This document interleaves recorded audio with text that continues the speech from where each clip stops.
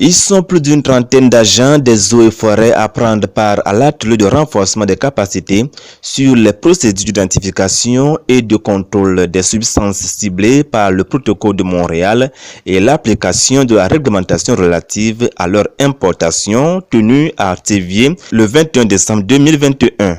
Organisé par le ministère de l'Environnement et des Ressources forestières avec ses partenaires, l'objectif de cette rencontre est de permettre aux participants de maîtriser les substances qui dégradent la couche d'ozone et de connaître leurs sources afin de mieux exercer leur rôle face au secteur. C'est pour les outiller sur la question de la dégradation de la couche d'ozone et le réchauffement du climat qui est induit par des substances qui sont généralement utilisées dans le secteur du froid et dans la lutte contre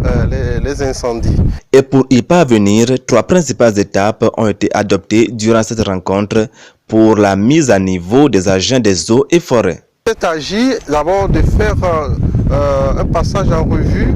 de la réglementation que le Togo a mis en place et faire le lien entre les substances qui détruisent la couche d'ozone et celles-là qui sont des gaz à effet de serre, la pertinence de cette réglementation et par la suite faire des travaux pratiques pour leur montrer quelles sont les substances qu'on rencontre généralement sur le terrain et comment procéder pour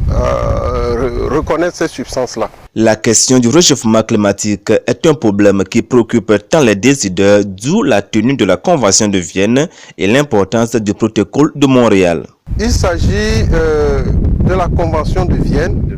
pour la protection de la couche d'ozone et son protocole de Montréal relatif à des substances qui détruisent la couche d'ozone. Il s'agit d'une longue liste de substances dont certaines sont retrouvées sur notre territoire et il s'est agi d'utiliser ces substances de façon